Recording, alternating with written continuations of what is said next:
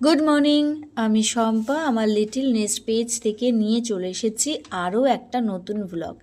আজকে কিন্তু কোনো বাড়ি ঘরে রান্না বান্না কাজ কিচ্ছু দেখাবো না, কোথাও মিষ্টিকে পড়তে নিয়ে যাওয়া কিচ্ছু না।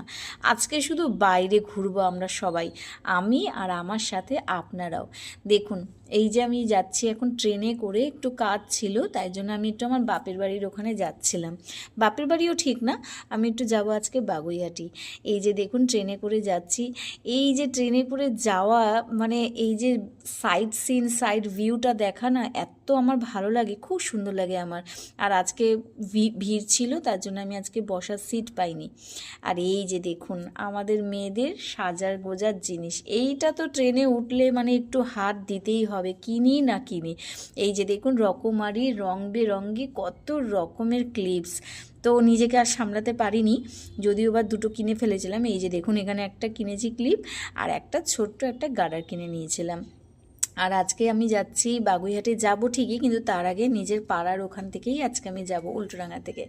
এই যে দেখুন এই রাস্তাটা দিয়ে একটা সময় কত স্কুল থেকে আসা যাওয়া করেছি, কলেজে আসা যাওয়া করেছি, মানে এখন এগুলো মনে হয় কি স্মৃতি। এই যে আমার পাড়ার মোড়, মানে এগুলো দেখলে না জাস্ট মানে ছোটোবেলার স্মৃতি সব মনে পড়ে যায়। মানে এখন তো হয় কি মাঝে মাঝে যাওয়া, এখন তো আমার যাওয়া খুব কমই হয়, কারণ আর ছেলে মেয়ে সবাই বড় হয়ে গেছে, স্কুল পড়াশোনা টিউশনস আর মানে হয় না আমার বাড়িতে যাওয়া। কিন্তু এই যে আমি এখানে চলে এসেছিলাম বাগুইহাটিতে অটো করে। আর এই যে এখানে যাদের সাথে যাব, আমার দিদি জেঠি মা সবাই ছিল একসাথে। এখান থেকে অটো করে আমরা আবার আরেকটা নতুন জায়গায় চলে যাব। এই যে অটো ধরে নিয়েছিলাম, আমরা সেখানে যাচ্ছি। আজকে সকাল থেকেও বৃষ্টি বৃষ্টি ওয়েদার ছিল, তো বেশ সুন্দর, অটোতেও এত সুন্দর ফুরফুরে হাওয়া দিচ্ছিল, খুব ভালো লাগছিল। আর আমরা যেহেতু 5 জন ছিলাম, একটা অটোতেই বেশ আমাদের সবার হয়ে গেছিলো। এটা কিন্তু আরও বেশি মজা, একসাথে সবাই কোথাও যাওয়া, তাই না? একসাথে সবাই গেলে না বেশ একটা আনন্দ মজা করতে করতেই রাস্তা শেষ হয়ে যায়। আরও একটা ঘটনা ঘটেছে কি জানেন তো, আমরা টোটো করে মানে অটোর পরে টোটো ধরেছিলাম, টোটো করে যখন যাচ্ছিলাম আমরা এত গল্প করছিলাম যে আমাদের গল্প শুনে টোটোওয়ালা দাদাও রাস্তা ভুলেই গেছিল, আবার আমাদের ব্যাক করে অন্যদিকে নিয়ে যেতে হয়েছে ওনাকে। উনি নিজেই বলছে আপনাদের গল্প শুনতে শুনতে আমি নিজেও রাস্তা ভুলে গেছিলাম।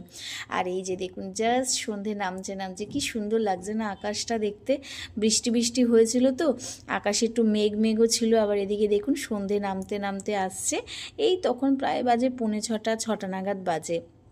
এটা কিন্তু কেষ্টপুরের রাস্তাটা, এখন আমি বাড়ির দিকে যাচ্ছি। আর এই যে দিন শেষে যেখানেই যাই না কেন